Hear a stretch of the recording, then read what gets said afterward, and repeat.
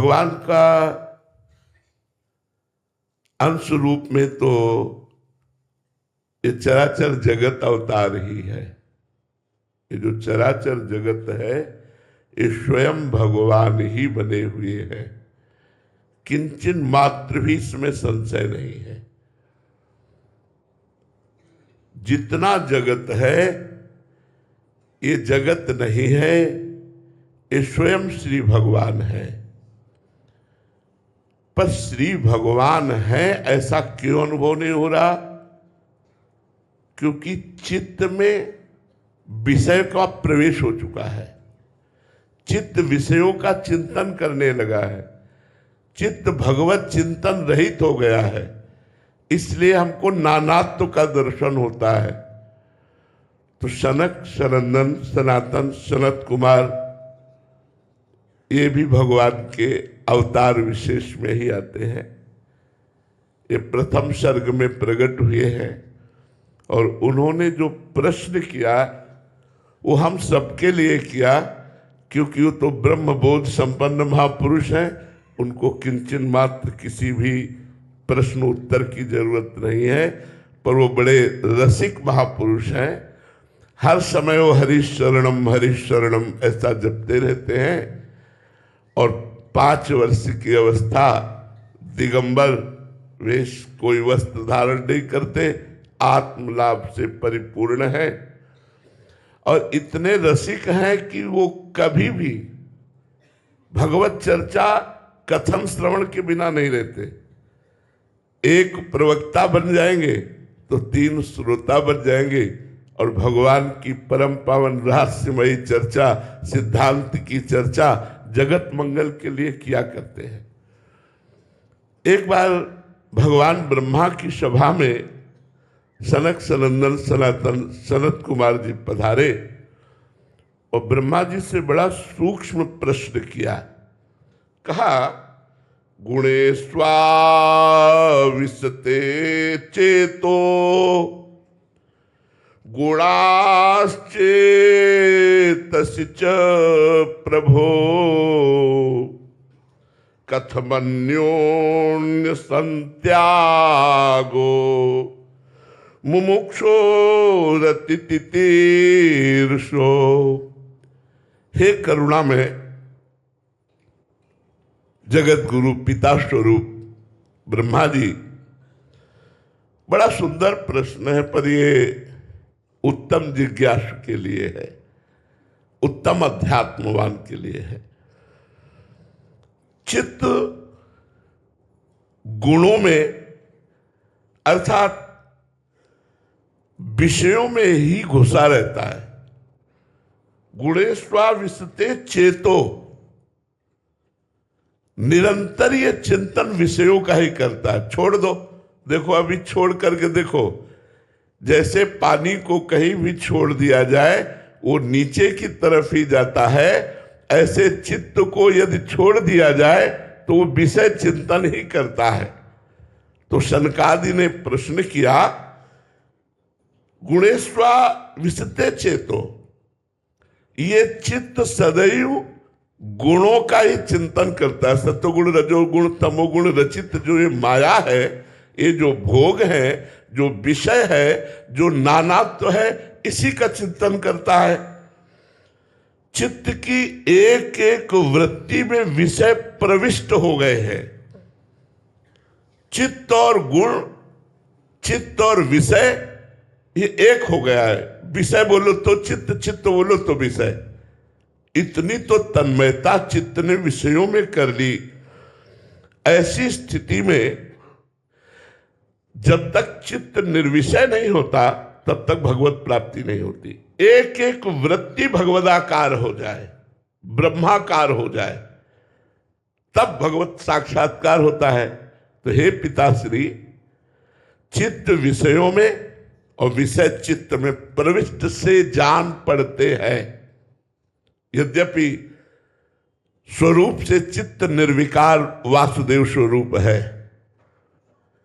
अब संसार सागर से जो पार होना चाहते हैं, मुक्ति पद प्राप्त करना चाहते हैं, तो इन दोनों को अलग कैसे कर सकते हैं?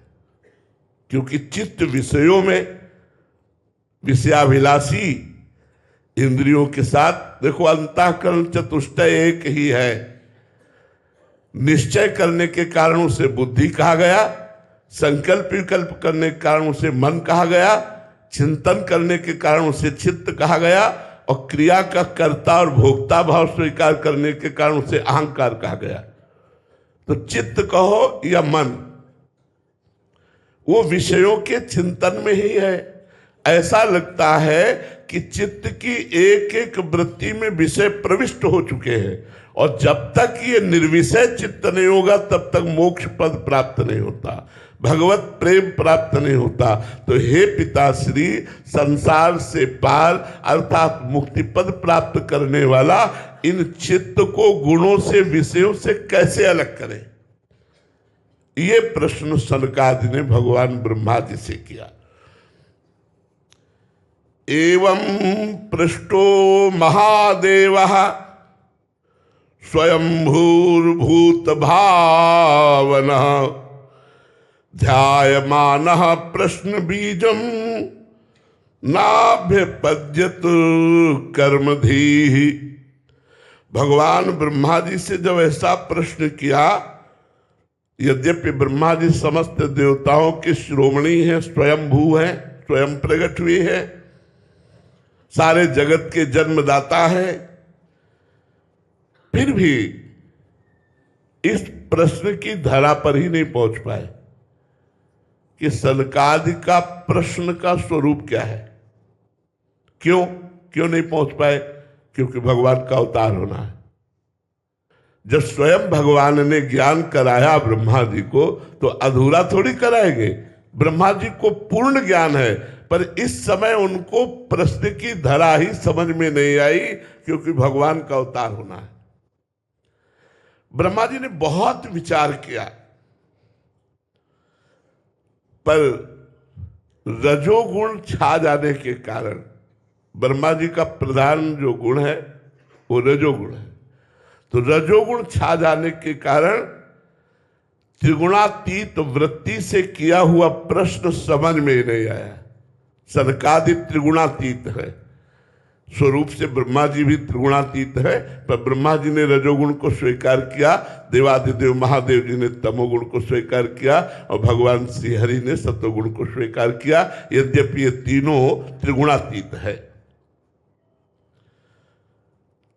अब ब्रह्मा जी जब उत्तर नहीं दे पाए, क्योंकि प्रश्न की धरा ही समझ में नहीं आई, तो भगवान का चिंतन किया कि हे प्रभु, आप कृपा करके सनकादि के प्रश्न का उत्तर दीजिए। सा माम चिंतयत देवः प्रश्नोपारति तीर्षया तस्याहं हंस रूपेण सकाशमगमं तदा। जिस समय ब्रह्मा जी एकाग्र होकर ध्यानस्थ हुए, उसी समय भगवान रूप धारण करते हैं हंस का। निर्विकार को हंस कहते हैं। जो निर्विकार स्थिति है उसी का नाम हंस। इसलिए अपने संन्यास मार्ग में हंस, परम हंस आदि निर्विकार स्थिति, त्रिगुणातीत, कालातीत, मायातीत जो स्वरूप है वो हंस स्वरूप है, और सबका स्वरूप हंस स्वरूप है।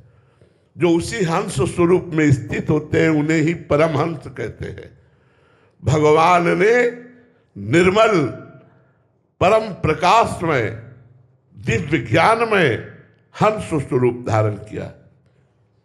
हंस स्वरूप का तात्पर्य हम किसी पक्षी हंस से नहीं लेते। जैसे महाराज जी दर्शन करा रहे हैं, वो छवि विराजमान है।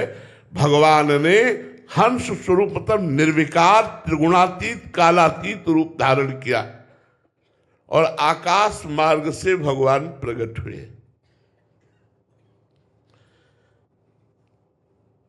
ब्रह्मा जी जो ही देखा कि मेरे ध्यान के विषय भगवान हंस स्वरूप में पधारे, तो अर्घपाद्याद अर्पित करके भगवान की पूजा की, 4 परिक्रमा की, भगवान की चरण वंदना की।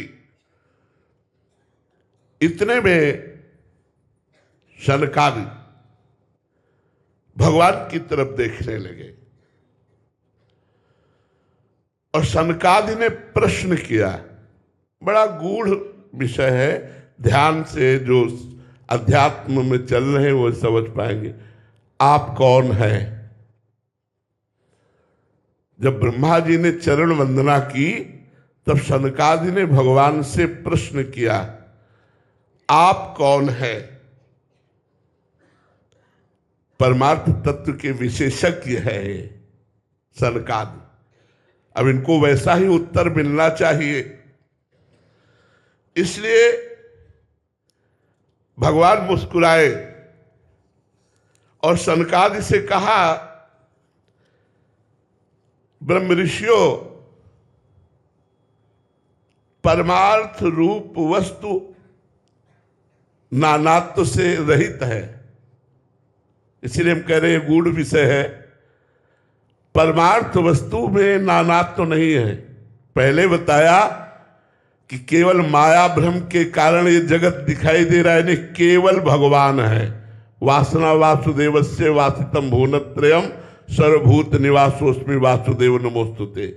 बहुनाम जन्मनावन्ते ज्ञानवान माम प्रपद्यते वासुदेवा सर्वमित समहात्मा सुदुर्लभा।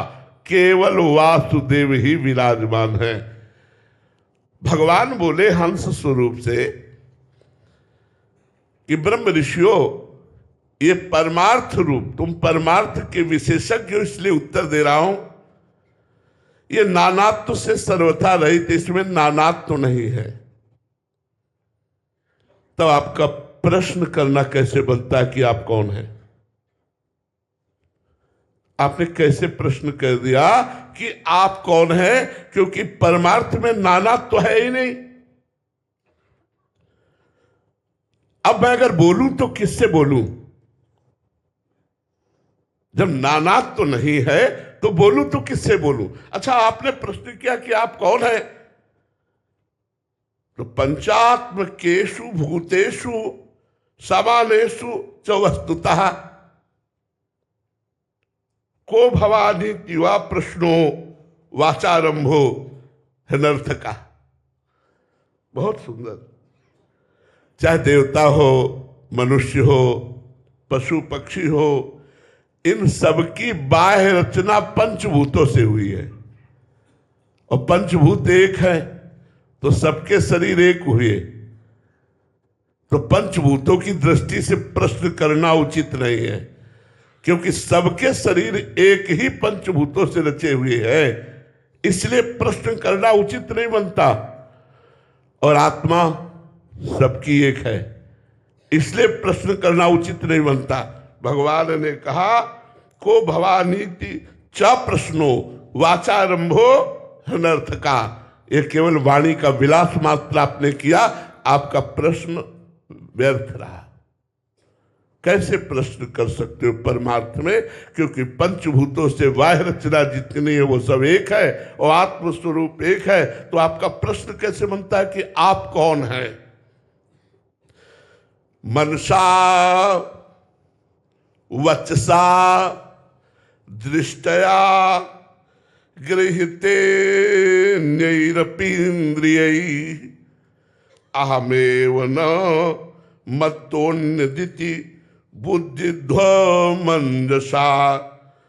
मन से, वाणी से, दृष्टि से, इंद्रियों से जो कुछ ग्रहण किया जाता है वो सब मैं हूं। पहले तो प्रश्न को निरर्थक बताया, अब भगवान अपना परिचय बता रहे।